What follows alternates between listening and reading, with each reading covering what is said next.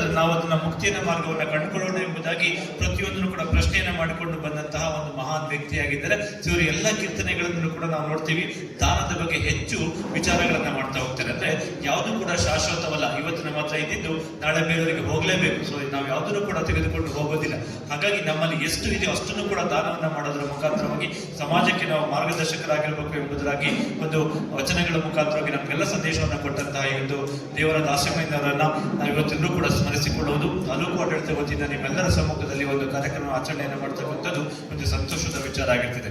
ಈ ಒಂದು ಜಯಂತಿಗೆ ಎಲ್ಲ ವೇದಿಕೆಯಲ್ಲಿ ಬರ್ತಕ್ಕಂಥ ಗಣ್ಯರು ಹಾಗೂ ಎಲ್ಲ ಸಾರ್ವಜನಿಕರು ಹೆಚ್ಚಿನ ಸಂಖ್ಯೆಯಲ್ಲಿ ಸೇರಿದ್ದೀರಾ. ಸೊ ಎಲ್ಲರಿಗೂ ಕೂಡ ಶುಭವಾಗಲಿ ಎಂಬುದಾಗಿ ಹೇಳ್ತಾ ನನ್ನ ಮಾತನ್ನು ಮುಗಿಸ್ತೀನಿ. ನಮಸ್ಕಾರಗಳು. 10ನೇ ಶತಮಾನದಲ್ಲಿ ದೇವರ ದಾಸಿಮಯ್ಯನವರು ಈ ಧರೆಗೆ ಬಂದು ಈ ಮನುಕುಲವನ್ನು ಎಚ್ಚರಿಸ್ತಕ್ಕಂಥ ಕೆಲಸವನ್ನು ಮಾಡಿದ್ದಾರೆ ಅಂತಕ್ಕಂಥದ್ದು ನಮ್ಮ ಇತಿಹಾಸದಲ್ಲಿ ಉಳಿದಿದೆ. ಇತಿಹಾಸ ಇಂದಿನ ಯುಗಾಂತರದ ಇತಿಹಾಸಗಳನ್ನು ನಾವು ನೋಡಿದ್ದೇವೆ. ಯುಗಗಳು ಮರಳಿ ಬರ್ತಾ ಇದೆ. ಇವತ್ತಿನ ಈ ಶತಮಾನಗಳಲ್ಲಿ ಯುಗಾಂತರದಲ್ಲಿ ಬಂದಿರತಕ್ಕಂಥ ಅನೇಕ ಜನರನ್ನು ನಾವು ಶ್ಲಾಘನೆ ಮಾಡ್ತೀವಿ. ಸಾಕ್ಷಾತ್ ಪರಮಾತ್ಮನೇ ಈ ಧರೆಗೆ ಬಂದಿರತಕ್ಕಂಥದ್ದನ್ನು ದಶಾವತಾರದಲ್ಲಿ ನಾವೆಲ್ಲ ನೋಡಿದ್ದೇವೆ. ಶ್ರೀಕೃಷ್ಣ ಪರಮಾತ್ಮನಾಗಿ ಬಂದಿದ್ದಾರೆ, ಶ್ರೀರಾಮಚಂದ್ರನಾಗಿ ಬಂದಿದ್ದಾರೆ. ಯಾಕೆ ಅಂದರೆ ಈ ಮನುಕುಲವನ್ನು ಎಚ್ಚರಿಸ್ತಕ್ಕಂಥ ದೃಷ್ಟಿಯಿಂದ ಬಂದಿದ್ದಾರೆ. ಮನುಕುಲ ಮಾನವ ಜನ್ಮ ಬಹಳ ಶ್ರೇಷ್ಠವಾದಂಥ ಜನ್ಮ. ಈ ಜನ್ಮದಲ್ಲಿ ನಾವೆಲ್ಲ ಜನಿಸಿದ್ದೇವೆ. ಇವರು ಉನ್ನತವಾಗಿ ಬೆಳೆಯಬೇಕು, ಆದರ್ಶವಾಗಿ ಬಾಳಬೇಕು, ಬರ್ತಕ್ಕಂಥ ತಪ್ಪು ನಪ್ಪುಗಳನ್ನು ಹಾಗೆ ಕಿತ್ತಕ್ಕಂಥ ಸಮರ್ಥ ದಾರ್ಶನಿಕರು ಪರಮಾತ್ಮನೇ ಕಳಿಸಿಕೊಟ್ಟಿದ್ದಾನೆ. ಇವ್ರು ಯಾರು ಏನೇ ಹೇಳಿದ್ರು ನಾನು ಕೇಳೋದಿಲ್ಲ. ನನ್ನ ವಾದ ಇಷ್ಟೇ. ನನ್ನ ಮೊದಲಿನಿಂದಲೂ ನನ್ನ ಕಾಲೇಜ್ ಜೀವನದಿಂದ ಹಿಡಿದು ಇಲ್ಲಿವರೆಗೂ 12ನೇ ಶತಮಾನದಲ್ಲಿ ಇಂದ ಹಿಡಿದು ಮೊದಲನೇ ಶತಮಾನದಿಂದ ಈ ಯುಗಾಂತರದಲ್ಲಿ, ಈ ಯುಗದಲ್ಲಿ ಯಾರ್ಯಾರು ದಾರ್ಶನಿಕರು ಬಂದೋಗಿದ್ದಾರೆ, ಯಾರ್ಯಾರು ಇತಿಹಾಸದಲ್ಲಿ ಉಳಿದೋಗಿದ್ದಾರೆ, ಅವರೆಲ್ಲ ಪರಮಾತ್ಮನ ಪ್ರತಿನಿಧಿಗಳು. ಆ ಪರಮಾತ್ಮ ವಿಶಿಷ್ಟವಾದಂಥ ಜನ್ಮವನ್ನು ಅವ್ರಿಗೆ ಕೊಟ್ಟು ಅವರು ಈ ಮನುಕುಲವನ್ನು ಎಚ್ಚರಿಸು ಅಂತಕ್ಕಂಥದ್ದನ್ನು ಮಾಡಿ ಕಳಿಸಿದ್ದಾರೆ. ಅದರಲ್ಲಿ 10ನೇ ಶತಮಾನದಲ್ಲಿ ನಮ್ಮ ದೇವರ ದಾಸಿಮಯ್ಯವರನ್ನು ಕಳಿಸಿ ಈ ಮನುಕುಲಕ್ಕೆ ಆದರ್ಶವನ್ನು ಹೇಳ್ಕೊಡ್ತಕ್ಕಂಥ ನಿಟ್ಟಿನಲ್ಲಿ, ಪ್ರಾಮಾಣಿಕತೆಯನ್ನು ಹೇಳ್ಕೊಡ್ತಕ್ಕಂಥ ದೃಷ್ಟಿನಲ್ಲಿ ಈ ಮನುಷ್ಯರು, ಈ ಮನುಷ್ಯರು ಯಾವ ರೀತಿ ಬಾಳಬೇಕು ಅಂತಕ್ಕಂಥದ್ದನ್ನು ವಚನಗಳ ಮುಖಾಂತರ ತಿಳಿ ಹೇಳ್ತಕ್ಕಂಥ ದೃಷ್ಟಿನಲ್ಲಿ ಒಂದೊಂದು ದೇವರ ದಾಸಿಮಯ್ಯನವರ ವಚನದಲ್ಲಿ 10 ಅರ್ಥಗಳಿರುತ್ತೆ, 10 ವಿಚಾರಧಾರೆಗಳಿರುತ್ತೆ. ಅದನ್ನು ಅವರು ಈ ಸಮಾಜಕ್ಕೆ ಪರಿಚಯಿಸ್ತಕ್ಕಂಥ ಕೆಲಸವನ್ನು ದೇವರ ದಾಸಿಮಯ್ಯನವರು ಮಾಡಿದ್ದಾರೆ. ಈ ರೀತಿ ಮುಂದೆ 12ನೇ ಶತಮಾನದಲ್ಲಿ ಬಂದಿರತಕ್ಕಂಥ ವಚನಕಾರರಲ್ಲಿ ಪ್ರಮುಖರಾಗಿ ಬಸವಣ್ಣನವರು ಬಿಂಬಿಸ್ತಾರೆ. 16ನೇ ಶತಮಾನದಲ್ಲಿ ಬಂದ ಕನಕದಾಸರು ಬಿಂಬಿಸ್ತಾರೆ. ಹಿಂಗೆ ಸಾವಿರಾರು ಜನ ಸಾತ್ವಿಕರು, ದೈವ ಪ್ರತಿನಿಧಿಗಳು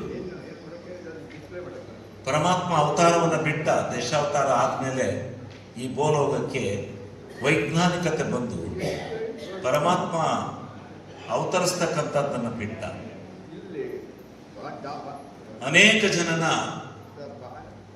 ಕಳಿಸ್ಕೊಡ್ತಕ್ಕಂಥ ಕೆಲಸವನ್ನ, ಪ್ರತಿನಿಧಿಗಳನ್ನು ಕಳಿಸಿಕೊಟ್ಟು ಈ ಮನುಕುಲವನ್ನು ಎಚ್ಚರಿಸ್ತಕ್ಕಂಥ ಕೆಲಸವನ್ನು ಮಾಡಿದ್ದಾರೆ. ಅದರಲ್ಲಿ ದೇವರ ದಾಸಿಮಯ್ಯನವರನ್ನು ಒಂದು ಸಮಾಜದಲ್ಲಿ ಜನ್ಮ ತಾಳಿಸ್ತಾರೆ, ದೇವಾಂಗ ಸಮಾಜದಲ್ಲಿ ಅವರನ್ನು ಜನ್ಮ ತಾಳೋ ರೀತಿಯಲ್ಲಿ ಮಾಡ್ತಾರೆ. ದೇವಾಂಗ ಸಮಾಜದಲ್ಲಿ ಅವರು ಜನ್ಮ ತಾಳಿ ಈ ಸಮಾಜವೂ ಒಂದು ಶ್ರೇಷ್ಠವಾದ್ದು, ಈ ಸಮಾಜ ಆದರ್ಶವಾದಂಥ ಸಮಾಜ, ತನ್ನ ಒಂದು ಇತಿಹಾಸದಲ್ಲಿ ಒಂದು ಇದಿದೆ. ಶಿವ ಪರಮಾತ್ಮನಿಗೆ ತಾನು ನೇದಂತ ಬಟ್ಟೆಯನ್ನ ಪರಮಾತ್ಮನಿಗೆ ದಾನ ಮಾಡಿದ, ಪರಮಾತ್ಮನಿಗೆ ಕೊಟ್ಟ ದೇವರ ದಾಸಿಮಯ್ಯ ತೊಡಿಸ್ತಾ ಅಂತಕ್ಕಂಥ ಪರಮಾತ್ಮನಿಗೆ ಬಟ್ಟೆಯನ್ನ ತೊಡಿಸಿಕೊಟ್ಟ ಅಂತಕ್ಕಂಥ ಇತಿಹಾಸವೂ ಕೂಡ ಇದೆ. ಆದ್ರಿಂದ ಅಷ್ಟು ಶ್ರೇಷ್ಠವಾದಂಥ ಸಮಾಜ. ಆ ಸಮಾಜದಲ್ಲಿ ನೀವು ಹುಟ್ಟಿ ಆ ಪರಮಾತ್ಮನಿಗೆ ಬಟ್ಟೆ ಕೊಟ್ಟಿರ್ತಕ್ಕಂಥ ನೀವು ಇವತ್ತಿನ ಈ ಸಮಾಜಕ್ಕೂ ಸದ್ಯ ಮೊದಲೆಲ್ಲ ನಿಮ್ಮ ಸಮಾಜವನ್ನ ಅದೇ ರೀತಿ ಉಡುಗೆ ತೊಡುಗೆಗಳನ್ನು ಕೊಡ್ತಕ್ಕಂಥದ್ರಲ್ಲಿ ಮತ್ತು ಈ ನೇಗಿಯಿಂದಲೇ ನಿಮ್ಮ ಸಮಾಜ ಈ ಈ ಆಧುನಿಕ ಪ್ರಪಂಚದಲ್ಲಿ ನೀವು ಹೆಸರಿಗೆ ಬಂದಿದೆ.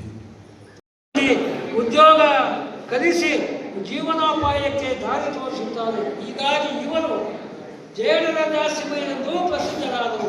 ದಾಸಿಮಯ್ಯರ ಚಿತ್ರಗಳನ್ನು ಗಮನಿಸಿ ಜನಿವಾರ ತೊಟ್ಟ ಮುನಿವರ್ಯರ ಎಡಗೈಯಲ್ಲಿ ಕಮಂಡಲ ಹಾಗೂ ಬಲಗೈಯಲ್ಲಿ ಬಟ್ಟೆ ಕಾಣಬಹುದು. ಪರಶಿವನ ಅಣೆಗಣ್ಣಿನಿಂದ ಮಹರ್ಷಿಯ ಸಮೃದ್ಧವಾಗಿರಬಹುದು. ಆದರೆ ಭೌತಿಕವಾಗಿ ಮಾತ್ರವಲ್ಲದೆ ಆಧ್ಯಾತ್ಮಿಕವಾಗಿಯೂ ಅತ್ಯಂತ ಸಮೃದ್ಧವಾದ ದೇಶ ಭಾರತ. ಆದಿಕಾಲದಿಂದಲೂ ಅನೇಕ ಋಷಿಮುನಿಗಳು ತಮ್ಮ ಅಮೋಘ ತಪಸ್ಸಿನಿಂದ ಸಿದ್ಧಿಯನ್ನು ಪಡೆದು ಆಧ್ಯಾತ್ಮಿಕತೆಯ ಮಹತ್ವವನ್ನು ಇಡೀ ವಿಶ್ವಕ್ಕೆ ಸಾರಿದ ಪುಣ್ಯ ಭೂಮಿ ಇದು. ಅಂತಹ ಸಾಧುಗಳಲ್ಲೊಬ್ಬರು ಶ್ರೀ ದೇವರ ದಾಸಿಮಯ್ಯ. ಈ ಪುಣ್ಯ ಪುರುಷನ ಬಗ್ಗೆ ಹಲವರಿಗೆ ಪರಿಚಯವಿಲ್ಲ. ಇವರು ಕೇವಲ ಒಬ್ಬ ಮುನಿ ಮಾತ್ರವಲ್ಲದೆ 10-11ನೇ ಶತಮಾನದಲ್ಲಿದ್ದ ಮೊಟ್ಟ ಮೊದಲ ವಚನಕಾರರು ಹೌದು. ಹಾಗಾಗಿ ಈ ಮಹರ್ಷಿಯ ಒಂದು ಕಿರುಪರಿಚಯ. ದೇವರ ದಾಸಿಮಯ್ಯ ಸರಿ ಸುಮಾರು 10ನೇ ಶತಮಾನದವರು ಸುರಪುರ ಜಿಲ್ಲೆಯ ಮುದನೂರು ಎಂಬ ಹಳ್ಳಿಯಲ್ಲಿ ಜನನ. ಮುದನೂರು ಹಲವಾರು ದೇವಾಲಯಗಳಿಂದ ಕೂಡಿದ್ದು ಅಲ್ಲಿನ ರಾಮನಾಥ ದೇವಸ್ಥಾನ ದೇವರ ಮಹರ್ಷಿಯವರ ಅಚ್ಚುಮೆಚ್ಚಿನ ರಾಮನಾಥ ಸ್ವಾಮಿಯ ಆರಾಧಕರು. ರಾಮನಾಥ ಎಂದರೆ ಶಿವ. ದೇವರ ಮಹರ್ಷಿಯು ಶಿವನ ಅಪಾರ ಭಕ್ತರಾಗಿದ್ದು ರಾಮನಾಥ ಅವರ ಅಂಕಿತ ನಾಮವಾಗಿತ್ತು. ದೇವರ ದಾಸಿಮಯ್ಯ ತಮ್ಮ ಯೌವನಾವಸ್ಥೆಯಲ್ಲಿ ಎತ್ತವರ ಇಚ್ಛೆಯಂತೆ ಶಿವಪುರದ ದುಕ್ಕಳಿಯನ್ನು ಹೊರಿಸುತ್ತಾರೆ. ಆಕೆ ಮಹಾನ್ ಸಾಧ್ವಿಮಣಿ.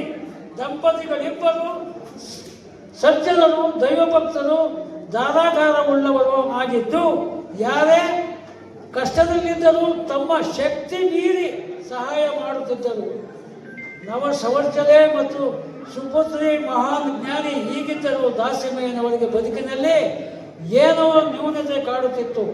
ಈಗೊಂದು ದಿನ ಆಲೋಚಿಸುತ್ತಿರುವಾಗ ದೇವರನ್ನು ಒಲಿಸಿಕೊಳ್ಳಲು ಸನ್ಯಾಸತ್ವವೇ ಸರಿಯಾದ ಮಾರ್ಗವೆಂದು ಅರಿತು ಅದನ್ನು ಸಿದ್ಧಿಸಿಕೊಳ್ಳಲು ಸಲುವಾಗಿ ದಟ್ಟ ಕಾಡಿಗೆ ನಡೆದು ಹೊರಟು ಹೋಗುತ್ತಾರೆ.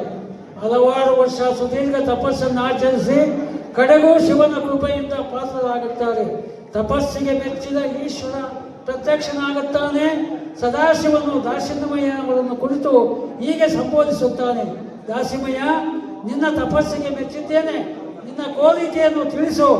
ಮಹದಾನಂದದಿಂದ ಋಷಿವರರು ಈಗ ತಮ್ಮ ಕೋರಿಕೆಯನ್ನು ಸಲ್ಲಿಸುತ್ತಾರೆ. ಭಗವಾನ್, ನಿನ್ನ ದರ್ಶನದಿಂದ ನನ್ನ ಜನ್ಮ ಇಂದಿಗೆ ಸಾರ್ಥಕವಾಯಿತು. ಕೃಪೆ ತೋರಿ ನನಗೆ ಮೋಕ್ಷವನ್ನು ದಯಪಾಲಿಸು ಮಹಾದೇವ ಎಂದು ಬೇಡಿಕೊಳ್ಳುತ್ತಾರೆ. ಶಿವನು ದಾಸಿಮಯ್ಯ ಋಷಿಯಾಗಿ ಮೋಕ್ಷವನ್ನು ಪಡೆಯುವುದಷ್ಟೇ ಅಲ್ಲ, ನೀನು ಮಾಡಬೇಕಾದ ಮಹತ್ ಕಾರ್ಯ ಬಹಳಷ್ಟಿದೆ. ದೇವತೆಯರು ಹಾಗೂ ಮಾನವರಿಗೆ ತಮ್ಮ ಶರೀರ ಸಂರಕ್ಷಣೆಯನ್ನು ಕಾಪಾಡಲು ವಸ್ತ್ರವನ್ನು ತಯಾರಿಸುವ ಕಾರ್ಯ ನಿನ್ನಿಂದ ಆಗಬೇಕಾಗಿದೆ.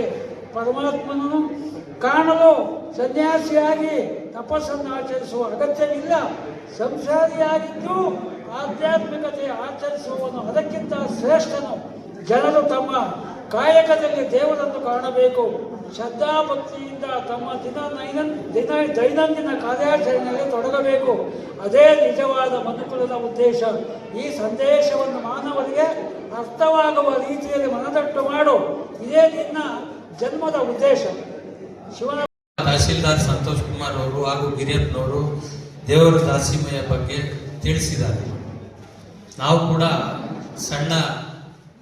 ಓದುವಾಗ ಸಣ್ಣವರಿದ್ದಾಗ 12ನೇ ಶತಮಾನದಲ್ಲಿ ದೇವರ ದಾಸಿಮಯ್ಯನವರು ಯಾದಗಿರಿ ಜಿಲ್ಲೆಯಲ್ಲಿ ಹುಟ್ಟಿದವರು ಅಂತ ಪಾಠದಲ್ಲಿ ತಿಳಿಸ್ತಾ ಇದ್ರು. ಅವರ ಆದರ್ಶಗಳು ನಾವು ಅವ್ರು ಹೆಂಗಿದ್ರು, ಅವ್ರು ಯಾವ ಥರ ಇದ್ರು ಅಂತಾನೆ ನಾವು ಅವ್ರನ್ನ ಹೊಗಳ್ಕೊಂಡು ಮಾತಾಡ್ತಾ ಇದ್ವಿ. ಆದರೆ ಅವರ ಆದರ್ಶಗಳನ್ನ ನಾವು ಏನು ಪಾಲಿಸ್ತಾ ಇದ್ದೀವಿ, ಇವತ್ತಿಗೆ ಏನು ನಾವು ಅವ್ರನ್ನ ಅನುಕರಣೆ ಮಾಡ್ತಾ ಇದ್ದೀವಿ ಅಂತ ನಾವು ಅದನ್ನು ತಿಳ್ಕೊಬೇಕಾಗಿದೆ. ಅವ್ರು ಮಾಡಿದ್ದಾರೆ, ಅವ್ರು ಬೇಕಾದಷ್ಟು ಏನು ಮಾಡಿ ದಾನ ಧರ್ಮ ಮಾಡಿ ಕಡೆಗೆ ಯಾವ ರೀತಿ ಇದ್ದಾರೆ, ಅನ್ಯಾಯದ ವಿರುದ್ಧ ಹೋರಾಡಿದ್ದಾರೆ. ಅವರು ಯಾವುದೇ ಥರದ ಒಂದು ಒಪ್ಪಂದಕ್ಕೆ ಒಂದು ಶರಣಾಗದಲ್ಲೇ ಎಲ್ಲ ಹೋರಾಟ ಮಾಡಿ ಜನಾಂಗದ ಅಭಿವೃದ್ಧಿಗೆ ಕಾರಣಕರ್ತರಾಗಿದ್ದಾರೆ. ಅದನ್ನ ನಾವು ಅನುಸರಣೆ ಮಾಡಿ ಅವರ ತತ್ವಗಳನ್ನು ನಾವು ಇವತ್ತಿನ ದಿವಸ ಅಳವಡಿಸ್ಕೋಬೇಕು. ಅದನ್ನ ನಾವು ಮರೆತು ವರ್ಷಕ್ಕೊಂದ್ಸಲಿ ಈ ಥರ ಏನಿದೆ ನಮ್ಮ ಶಾಸಕರು ಈಗ ಸರ್ಕಾರದ ವತಿಯಿಂದ ಆಚರಣೆ ಮಾಡೋದು, ತಾಲೂಕು ಆಫೀಸಲ್ಲಿ ಇಂಥ ಒಂದು ಭವನದಲ್ಲಿ ಒಂದು 5 ನಿಮಿಷದಲ್ಲಿ ಒಂದು ಫೋಟೋಗೆ 1-2 ಹೂವು ಹಿಂಗೆ ಬಡಿಸ್ಬಿಟ್ಟು ಊದ್ಗಡ್ಡೆ ಹಚ್ಚಿ ಹೊರಟೋಗ್ಬಿಡೋ ಅಂತ ಪದ್ಧತಿ ರೂಢಿಯಾಗಿತ್ತು. ಆದರೆ ನಮ್ಮ ಶಾಸಕರು ಜನಾಂಗನ ಕರೆಸಿ ಅವರ ತತ್ವಗಳನ್ನ ಆದರ್ಶಗಳನ್ನ ಪಾಲಿಸ್ಬೇಕು, ಗೊತ್ತಾಗಬೇಕು, ಸಮಾಜಕ್ಕೆ ಗೊತ್ತಾಗಬೇಕು ಅನ್ನೋ ಉದ್ದೇಶದಿಂದ ಎಲ್ಲ ಜನಾಂಗದವ್ರನ್ನ ಸೇರಿಸ್ಕೊಂಡು ಒಟ್ಟಾಗಿ ತಗೊಂಡು ಹೋಗಿ ಈ ರೀತಿಯಾಗಿ ಸಮಾಜಕ್ಕೆ ತಿಳಿಬೇಕು ಅಂತ ಒಂದು ಪದ್ಧತಿ ರೂಢಿಸ್ಕೊಂತಾ ಇದ್ದಾರೆ. ಇದೇ ಮೊದಲನೇ ವರ್ಷ ದೇವರ ದಾಸಿಮಯ್ಯ ಈ ತರ ಪಬ್ಲಿಕ್ ಅಲ್ಲಿ ಆಗ್ತಾ ಇರೋದು ಅಲ್ವಾ ಸರ್? ಇದೇ ಮೊದಲನೇ ವರ್ಷ. ಇನ್ನ ಹೆಚ್ಚಿನ ರೀತಿಯಲ್ಲಿ ನಾವು ಅವರ ಒಂದು ಆದರ್ಶಗಳನ್ನ ಪರಿಪಾಲಿಸಿಕೊಂಡು ಮುಂದಿನ ದಿನಗಳಲ್ಲಿ ಅವರ ತತ್ವಗಳನ್ನ ರೂಢಿಸ್ಕೊಂಡ್ರೆ ನಾವು ಮುಂದಕ್ಕೆ ಹೋಗ್ಬೋದು. ಯಾಕೆಂದ್ರೆ ಇದರಲ್ಲಿ ನಾನು ನೋಡಿದ ಪ್ರಕಾರ ನಮಗೂ ತುಂಬಾ ಹಲವಾರು ಸ್ನೇಹಿತರು ದೇವಾಂಗ ಸಮಾಜದವರಿದ್ದಾರೆ. ಅವರ ವೃತ್ತಿಯಲ್ಲಿ ಪೂರ್ತಿ ತೊಡಗಿಸ್ಕೊಂಡಿದ್ದಾರೆ. ಈ ತಿಪ್ಟೂರಾಗಿರ್ಬೋದು, ಬೆಂಗಳೂರಲ್ಲಾಗಿರ್ಬೋದು, ಎಲ್ಲ ಹಗಲು ರಾತ್ರಿ ಆ ಕಡೆ ರೋಡಲ್ಲಿ ಹೋಗ್ತಾ ಇದ್ರೆ ಮಕ್ಕಳು ಕಟ ಅಂತ 24 ಗಂಟೆ ಬರ್ತಾ ಇತ್ತು. ಹೆಂಗಸರು ಮಕ್ಕಳು ಸಮೇತ ಕೆಲಸ ಮಾಡ್ತಾ ಇತ್ತು. ಆ ತರ ವೃತ್ತಿಯಲ್ಲಿ ಕಷ್ಟಪಟ್ಕೊಂಡು ಮಾಡ್ಕೊಂಡು ಬಂದಿದ್ದಾರೆ. ಅವ್ರ ತತ್ವಗಳನ್ನ ನಾವು ಒಂದಾದ್ರೂ ಒಂದು ವರ್ಷದಲ್ಲಿ ಒಂದು ಸ್ವಲ್ಪನಾದ್ರೂ ಅಳವಡಿಸ್ಕೊಂಡ್ರೆ ಮುಂದಿನ ದಿನ ನಿಮ್ಮ ಸಮಾಜದವ್ರನ್ನ ನಾವು ಮೇಲೆತ್ತಬೇಕು. ಯಾವುದೇ ಸರ್ಕಾರದ ಒಂದು ಬರೀ ಮಾತಾಡಿದ್ರೆ ಸರ್ಕಾರದಲ್ಲಿ ಏನಿದೆ, ಯಾವುದು ರೀತಿಯಾದ ಒಂದು ಫ್ರೀ ಬೀಸ್ ಇದೆ ಅಂತೇಳಿ ಹುಡುಕ್ತಾ ಇರ್ತೀವಿ. ಅದನ್ನ ಬಿಟ್ಟು ತುಂಬಾ ನಾನು ನೋಡಿದ ಪ್ರಕಾರ ಒಬ್ಬೊಬ್ರಲ್ಲ 100 ಕೋಟಿ 1000 ಕೋಟಿಗೆ ನಮ್ಮ ದೇವಾಂಗ ಮಿತ್ರರು ಇದ್ದಾರೆ, ಬೆಂಗಳೂರಲ್ಲಿ ಕಿತ್ತೂರಲ್ಲಿ ಇದ್ದಾರೆ. ಆ ಸಣ್ಣ ಸಮಾಜ ಆಗಿರೋದ್ರಿಂದ ತುಂಬಾ ಎಲ್ಲೆಲ್ಲಿ ಇದ್ದಾರೆ ಅವ್ರನ್ನ ಹುಡುಕಿ ಅವರ ಒಂದು ಸಮಾಜಕ್ಕೆ ಪ್ರಯತ್ನ ಪಟ್ಟು ಮೇಲೆತ್ಕೊಂಡ್ರೆ ಯಾವುದೇ ಸರ್ಕಾರ ಮಾಡ್ಲಾರದ್ದು ಸಮಾಜ ಮಾಡ್ಬೋದು. ಈ ಒಂದು ತತ್ವಗಳನ್ನ ಪಾಲಿಸೋಣ ಅಂತ ಈ ದಿನ ಕರೆದು ಮಾತಾಡೋಕೆ ಅವಕಾಶ ಕೊಟ್ಟಂತ ಎಲ್ಲರಿಗೂ ಒಂದು ಸ್ಥಾನ ಮಾತಾಡ್ತೀನಿ. 11ನೇ ಶತಮಾನದ ಅಂತ್ಯಭಾಗದಲ್ಲಿ ಜನಿಸಿದರು ಯಾದಗಿರಿ ಜಿಲ್ಲೆಯಲ್ಲಿ. ಅವರು ಸಹ ವಚನ ಬ್ರಹ್ಮ ಅಂತ ಅವರಿಗೆ ಹೆಸರಿದೆ. ಯಾಕೆಂದ್ರೆ 12ನೇ ಶತಮಾನಕ್ಕೆ ಬಸವಣ್ಣರು ಬಂದಾಗ ವಚನಕಾರರು ಅಂತ ಬಂತು. ಅದಕ್ಕಿಂತ ಹಿಂದೆನೆ ದೇವರ ದಾಸಿಮಯ್ಯರು ವಚನ ಬರೆದು ಸುಮಾರು 178ಕ್ಕೂ ಅಧಿಕವಾದ ಒಂದು ವಚನ ಬರೆದು ಪ್ರತಿಯೊಂದು ವಚನದಲ್ಲೂ ಸಹ ಅವರು ಸಮಾಜದ ಅಂಕುಡೊಂಕುಗಳನ್ನ ತಿದ್ದುತ್ತಾ ಈ ಸಮಾಜಕ್ಕೆ ಏನು ಅವಶ್ಯಕತೆ, ಮಾನವ ಕುಲಕ್ಕೆ ಯಾವ ರೀತಿ ಅವಶ್ಯಕತೆ ಇದೆ ಅಂತ ಹೇಳಿ ಅವರು ಸಹ ಈ ಸಮಾಜದ ಅಂಕುಡೊಂಕು ತಿದ್ದುತ್ತಾ, ಅದೇ ರೀತಿ ಅವರ ಪತ್ನಿಯವರು ಸಹ ಶರಣೆಯಾಗಿ ಅವರಿಗೆ ಕೈ ಜೋಡಿಸ್ತಾ ಸಮಾಜದ ಎಲ್ಲ ರೀತಿಯ ಬಾಂಧವ್ಯಗಳನ್ನ ಒಗ್ಗೂಡಿಸ್ಬೇಕು, ನಾವು ದೇವಾಂಗ ಸಮಾಜಕ್ಕೆ ಅಷ್ಟೇ ಸೀಮಿತ ಅಲ್ಲ ಅಂತ ಹೇಳಿ ಅವರು ತಿಳಿಸ್ಕೊಟ್ರೆ. ಯಾರು ವಚನಗಾರರು ಇದ್ದಾರಂದ್ರೆ ಅದು ದೇವರ ದಾಸಿಮಯ್ಯ ಅಂತ ಕೇಳಕ್ಕೆ ಇಷ್ಟಪಡ್ತಾ ಅವ್ರ ವೃತ್ತಿಯಲ್ಲೂ ಸಹ ನೇಕಾರರಾಗಿದ್ರು. ನಿಮ್ಮ ವೃತ್ತಿನೇ ನೇಕಾರ ಜೀವನ ಇರ್ಬೋದು, ಆದ್ರೆ ಮನುಷ್ಯನಿಗೆ ಮೊದಲಾಗಿ ಏನ್ ಬೇಕಪ್ಪ ಅಂದ್ರೆ ಗೌರವ ಬೇಕು, ಮುಚ್ಚಿಯಬೇಕು, ಮಾನ ಎಲ್ಲ ಮುಚ್ಚಿಯಬೇಕು ಅಂದಾಗ ನೇಕಾರ ವೃತ್ತಿ ಈ ಸಮಾಜದಲ್ಲಿ ನಿಮ್ಮ ವೃತ್ತಿ ಸಹ ಅದ್ಭುತವಾದ ವೃತ್ತಿನೇ ಅಂತ ಹೇಳಕ್ ಇಷ್ಟಪಡ್ತಾ, ಇವತ್ತು ಕರ್ನಾಟಕ ಸರ್ಕಾರ ಇಂಥ ಒಂದು ನಮ್ಮ ಸಿದ್ದರಾಮಯ್ಯ ಸರ್ಕಾರ ಇದರ ಜಾರಿ ತಂದಿದೆ. ಯಾಕೆಂದ್ರೆ ಎಲ್ಲ ಸಮಾಜದ ಜಯಂತಿಗಳನ್ನ ಎಲ್ಲ ಮಾನ್ಯರನ್ನ ಗುರ್ತು ಮಾಡೋ ಒಂದು ನಿಮ್ಮೆಲ್ಲರನ್ನ ಒಗ್ಗೂಡಿಸ್ಬೇಕು ಅಂದ್ರೆ ಅದು ಸರ್ಕಾರದ ಇಚ್ಛಾಶಕ್ತಿ. ಅದರಿಂದ ಈ ಸರ್ಕಾರ ನಿಮಗೆ ಒಂದು ಜಯಂತಿ ಮಾಡಕ್ಕೆ ಅವಕಾಶನ ಕೊಟ್ಟು ಅವರ ಜನ್ಮದಿನವನ್ನು ಅದರ ಜೊತೆಯಲ್ಲಿ ಈ ತಾಲೂಕಿನ ಶಾಸಕರು ಯಾವುದೇ ಜಯಂತಿ ಮಾಡಿ ನೀವು ಅದ್ಭುತವಾಗಿ ಕಾರ್ಯಕ್ರಮ ಮಾಡಕ್ಕೆ ಸಹ ಅವರೆಲ್ಲ ರೀತಿಯ ಸಹಕಾರದ ಜೊತೆಲಿ ಇವತ್ತು ಎಲ್ಲ ಸಮಾಜವನ್ನ ಒಗ್ಗೂಡಿಸ್ಕೊಂಡು ಯಾವುದೇ ಇರಲಿ ಯಾಕೆಂದ್ರೆ 80 ವರ್ಷ ರಾಜಕೀಯ ಇತಿಹಾಸದಲ್ಲಿ ಕೆಳಮಟ್ಟದನ್ನ ಯಾರು ಇವತ್ತು ಗುರುತು ಮಾಡಿದ್ದಾರೆ ಅರಸೀಕೆರೆಯಲ್ಲಿ ಅಂತ ಶಿವಲಿಂಗೇಗೌಡರನ್ನ ಕೇಳಕ್ಕೆ ಇಷ್ಟಪಡ್ತೀವಿ. ಎಲ್ಲರೂ ರಾಜಕೀಯ ಮಾಡಿದ್ದಾರೆ, ಎಲ್ಲರೂ ಸಮಾಜಮುಖಿಯಾಗಿ ರಾಜಕೀಯ ಮಾಡಿದ್ದಾರೆ. ಇವರು ಸರ್ವ ಧರ್ಮವನ್ನು ಸಹ ಏನು ಇವತ್ತು ಆಧುನಿಕ ಬಸವಣ್ಣ ಅಂತಾರ ಎಲ್ಲ ಧರ್ಮವನ್ನ ಒಗ್ಗೂಡಿಸಿ, ಯಾಕೆಂದ್ರೆ ಎಲ್ಲ ಧರ್ಮವನ್ನ ಎಲ್ಲ ಸಮಾಜವನ್ನ ಇಕ್ಕೊಂಡಿರೋದಕ್ಕೆ ಎಲ್ಲ ಸಮಾಜಕ್ಕೂ ಸಹ ಅದ್ಭುತವಾದ ಕೆಲಸ ಮಾಡಿಕೊಟ್ಟಿದ್ದಾರೆ. ಇವತ್ತು ಸಮುದಾಯ ಭವನಗಳು ಇರ್ಬೋದು, ಸಾಕಷ್ಟು ನಿಮ್ಮ ಸಮಾಜಕ್ಕೆ ನಿಮ್ಮ ಸಮಾಜದಲ್ಲಿರುವಂತಹ ಊರುಗಳಿಗೂ ಸಹ ಸಾಕಷ್ಟು ಸಮುದಾಯವನ್ನು ಮಾಡಿಕೊಟ್ಟು, ಅದೇ ರೀತಿ ಈ ಒಂದು ಸಮಾಜಕ್ಕೆ ಏನು ಸರ್ಕಾರದಿಂದ ಸೌಲಭ್ಯಗಳು ಬರಬೇಕು, ನ್ಯಾಯಕಾರರಿಗೆ ಯಾವ ರೀತಿ ಸೌಲಭ್ಯಗಳು ಬರಬೇಕು ಅದನ್ನ ಗುರ್ತು ಮಾಡಿ ಈ ಸಮಾಜವನ್ನ ಮೇಲೆತ್ತುವ ಕೆಲಸವನ್ನ ಸನ್ಮಾನ್ಯ ಶಿವಲಿಂಗೇಗೌಡರು ಅಂದಿನಿಂದ ಇನ್ನವರೆಗೂ ಮಾಡ್ಕೊಂಡ್ಬಂದು ಇವತ್ತು ನೀವು ಸಹ ಅವರಿಂದ ಇದ್ದೀರಾ. ಯಾಕೆಂದ್ರೆ ಬರೀ ಅವ್ರು ಮಾಡಿದ್ದಲ್ಲ, ನಿಮ್ಮೆಲ್ಲರ ಸಹಕಾರ ಅವರಿಂದ ಇದೆ.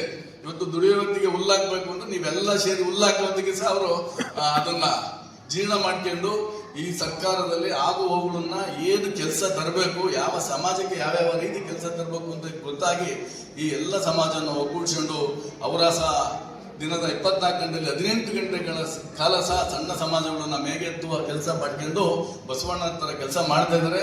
ನೀವು ಇನ್ನೊಂದು ಹೇಳಿಕ್ಕೆ ಇಷ್ಟಪಡ್ತೀನಿ, ನೀವೆಲ್ಲರೂ ನಾವು ಸೇರ್ತಾ ಎಲ್ಲರೂ ಸಹ ನಾವು ಅವ್ರನ್ನ ಉಪಯೋಗಿಸ್ಕೊಂಡಿದ್ದೀವಿ. 20 ವರ್ಷ ರಾಜಕಾರಣದಲ್ಲಿ ಪತ್ರಿಕಾ ಮಾಧ್ಯಮದವರಿಗೆ ನಾನು ಹೇಳಿಲ್ಲ ಸಾರಿ, ಪತ್ರಿಕಾ ಮಾಧ್ಯಮದವರೇ 20 ವರ್ಷ ರಾಜಕೀಯದಲ್ಲಿ ನಾವು ಸೇರಿ ಅವ್ರನ್ನ ಉಪಯೋಗಿಸ್ಕೊಂಡಿದ್ದೀವಿ. ಅಂದ್ರೆ ಅವ್ರಿಗೆ ಏನಾರ ಒಂದು ಸಂದರ್ಭಗಳು ಬಂದಾಗ ನಾವೆಲ್ಲ ಮೌನವಾಗ್ತೀವಿ ಅನ್ನೋದು ನಮ್ಮಲ್ಲಿ ನೋವಿದೆ. ಯಾಕಂದ್ರೆ ಅವ್ರಿಗೆ ನೋವಾಗುತ್ತೆ ಹೋಗೋದಿಲ್ಲ. ಯಾಕೆಂದ್ರೆ ಯಾರ್ಯಾರು ಕೆಲಸ ಮಾಡಿದಾಗ ಯಾರು ಏನೋ ಅಂದಾಗ ಅದು ನೋವಾಗುತ್ತೆ. ಅದನ್ನು ನೀವೆಲ್ಲರೂ, ಯಾಕೆಂದ್ರೆ ನಿಮ್ಮ ಸಮಾಜದವ್ರಿಗೂ ಗ್ರಾಮ ಪಂಚಾಯತಿಯಿಂದ ಇರೋದು ಇವತ್ತು ತಾಲೂಕ್ ಪಂಚಾಯತಿ ಗಿರಿಯಪ್ಪ ಅವ್ರಿಗೆ ಅಧ್ಯಕ್ಷ ಮಾಡಿದ್ರು, ಅವ್ರ ಫ್ಯಾಮಿಲಿಯಲ್ಲೇ ಗ್ರಾಮ ಪಂಚಾಯತಿ ಅಧ್ಯಕ್ಷವಾಗಿದ್ದಾರೆ. ಎಲ್ಲ ಸಮಾಜಕ್ಕೂ ನಿಮ್ಗೆಲ್ಲರಿಗೂ ಸಹ ಒಂದೊಂದು ಹುದ್ದೆ ಕೊಟ್ಟಿದ್ದಾರೆ. ನಮ್ಮ ಮುರಳಿಯವ್ರಿಗೆ ಇರ್ಬೋದು, ಎಲ್ಲರಿಗೂ ಹುದ್ದೆ ಕೊಟ್ಟಿದ್ದಾರೆ. ನೀವು ಸಹ ಅವರಿಗೆ ಎಲ್ಲ ಸಂದರ್ಭಗಳಲ್ಲಿ ಕೈ ಜೋಡಿಸ್ಬೇಕು. ಯಾಕಂದ್ರೆ ನಾವು ನಮ್ಮ ಮನೇಲಿ ಕೂತ್ಕೊಂಡ್ರೆ ಏನಾಗುತ್ತೆ ಅಂದ್ರೆ ಬಿಟ್ರೆ ಶಿವಲಿಂಗೇಗೌಡರಿಗಲ್ವಾ ಅಂದಿರೋದು, ನನಗೇನು ಅಂದಿಲ್ಲ ಅಂತಾರೆ. ಯಾಕೆ ಅನ್ಬೇಕು? ಹಗಲಿರುಳು ದುಡಿದು ತಾಲೂಕು ಮತ್ತಷ್ಟು ಅಭಿವೃದ್ಧಿ ಮಾಡಿ ಇವತ್ತು ತಾಲೂಕಲ್ಲಿ ಸಾಕಷ್ಟು ಅಭಿವೃದ್ಧಿ ಕೆಲಸಗಳಾಗಿದೆ. ಇವತ್ತು ಕುಡಿಯಕ್ಕೆ ನೀರಿಲ್ಲದ ಸಂದರ್ಭದಲ್ಲಿ ತಾಲೂಕಿಗೆ ನೀರು ತಂದು ಕೊಟ್ಟಿದ್ದಾರೆ, ಕಾಂಕ್ರೀಟ್ ಹಾಕಿದ್ದಾರೆ. ಇಲ್ಲಿಂದಲೂ ಬಂದು ಸುಮ್ಮನೆ ಅವರಿಗೆ ಒಂದು ಮಾತಾಡಿದಾಗ ನೀವು ಅದಕ್ಕೆ ಉತ್ತರ ನೀವು ಯಾರು ಕೊಡಲ್ಲ ಅನ್ನೋದು ನಮ್ಮಲ್ಲೂ ನೋವಿದೆ. ಕೊಡಬೇಕು, ಏನಾಗಲ್ಲ. ಅವ್ರು ಎಲ್ಲಿಂದಲೋ ಬಂದವರಿಗೂ ನಮ್ಮ ಮನೆಯವರಿಗೂ ನಾವು ಮಾತಾಡೋಕ್ಕೆ ಡಿಫ್ರೆನ್ಸ್ ಇದೆ. ಮುಂದಿನ ದಿನಗಳಲ್ಲಿ ನೀವೆಲ್ಲ ಎಚ್ಚೆತ್ಕೋಬೇಕು. ಊರೂರನ್ನ ಎರಡು ಮಾಡ್ತಾರೆ, ಸಮಾಜ ಎರಡೆರಡು ಆಗ್ತದವೆ, ಅದು ಆಗ್ಬಾರ್ದು. ಸನ್ಮಾನ್ಯ ಶಾಸಕರು ಆ ಥರದ ಏನಾರ ಕೆಲಸ ಮಾಡಿದಾಗ ಎರಡರಾಗಲಿ ಮೂರರಾಗಲಿ ನಿಮ್ಮನ್ನೆಲ್ಲ ಒಗ್ಗೂಡಿಸ್ಕೊಂಡು ಎಲ್ಲ ಸಮಾಜವನ್ನ ಪ್ರೀತಿಯಲ್ಲಿ ಬಸವಣ್ಣನ ತರ ಕಾಯಕವೇ ಕೈಲಾಸ ಅಂತೇಳಿ ಎಲ್ಲ ಸಮಾಜವನ್ನ ಒಗ್ಗೂಡಿಸ್ಕೊಂಡು ಹೋಗ್ತಾ ಇದ್ದಾರೆ. ಇವರಿಗೆ ಬೆಂಬಲವಾಗಿ ನಿಂತ್ಕೋಬೇಕು, ಅವರಿಗೆ ಉತ್ತರ ಕೊಡೋ ಸಂದರ್ಭ ಯಾವುದೇ ಟೀಕೆ ಟಿಪ್ಪಣಿಗಳೆಲ್ಲ ಅಭಿವೃದ್ಧಿ ಮಾಡಿದ್ರೆ ಅಭಿವೃದ್ಧಿಯಲ್ಲೇ ಅವರ ಹೆಸರು ಬರುತ್ತೆ. ಉತ್ತರ ಯಾವಾಗ ಕೊಡಬೇಕು ಅಂದ್ರೆ 28 ಚುನಾವಣೆ ಬಂದಾಗ ಅದಕ್ಕೆ ಉತ್ತರ ಕೊಡೋಣ, ಎಲ್ಲರೂ ಒಗ್ಗಟ್ಟಾಗೋಣ, ಉತ್ತರ ಕೊಡೋಣ. ಟೀಕೆ ಮಾಡೋರು ಮಾಡ್ತಾ ಇರಲಿ, ಅಭಿವೃದ್ಧಿ ಮಾಡೋರು ಮಾಡ್ತಾ ಇರ್ತಾರೆ. ಯಾಕೆಂದ್ರೆ ಆನೆ ಹೋಗ್ತಾ ಇರುತ್ತೆ, ಇನ್ನೊಂದು ಬೊಗಳ್ತಾ ಇರುತ್ತೆ. ಅದೇನಾರು ಬಗ್ಲಿಕ್ಕೆ ಹೇಳಿ ಆನೆ ಹೋಗಿ ಈ ತಾಲೂಕಿನ ಮತ್ತಷ್ಟು ಅಭಿವೃದ್ಧಿ ಕೆಲಸ ಮಾಡ್ತಾ ಇದ್ದಾರೆ. ಅವರಿಗೆ ಈ ರಾಜ್ಯದಲ್ಲಿ ಒಂದು ಸಚಿವ ಸ್ಥಾನ ಸ್ವಲ್ಪ ದಿನಗಳಲ್ಲಿ ಆಗುತ್ತೆ. ಮತ್ತಷ್ಟು ಕರ್ನಾಟಕ ರಾಜ್ಯದಲ್ಲಿ ಎತ್ತರಕ್ಕೆ ಶಿವಲಿಂಗೇಗೌಡರು ಬೆಳೆಯೋರಿಗೆ ಎರಡನೇ ಮಾತೇ ಇಲ್ಲ. ಯಾರೇನೇ ಹೇಳಿದ್ರು ಶಿವಲಿಂಗೇಗೌಡರ ಅಭಿವೃದ್ಧಿ ಕೆಲಸ ಏನು ಅಂತ ಇಡೀ ಕರ್ನಾಟಕ ರಾಜ್ಯ ನೋಡ್ತಾ ಇದೆ. ಮತ್ತಷ್ಟು ಎತ್ತರಕ್ಕೆ ಸನ್ಮಾನ್ಯ ಶಾಸಕರು ಬೆಳೀತಾರೆ ಕೇಳಕ್ಕೆ ಇಷ್ಟಪಡ್ತಾ, ನಿಮ್ಗೆಲ್ಲ ಗೊತ್ತಿದೆ ಸುಬ್ರಹ್ಮಣ್ಯ ನಗರ ಏನು ಅಂತ. ಇಲ್ಲಿ ನಾನು ಓಡಾಡ್ಬೇಕಲ್ಲಿ 2,000-3,000 ರೂಪಾಯಿ ಸಿರಿಯನು ಎತ್ತಡೆವಲ್ಲೇ ಹಿರಿದಪ್ಪ ರಾಜವನಿತ್ತಡೆ ಒಲ್ಲೆ ಒಲ್ಲೆ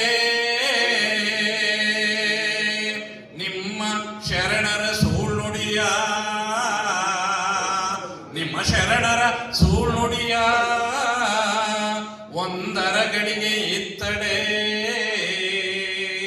ನಿಮ್ಮ ನಿತ್ಯ ಕಾಣ ರಾಮನಾಥ, ನಿಮ್ಮ ನಿತ್ಯ ಕಾಣ ರಾಮನಾಥ.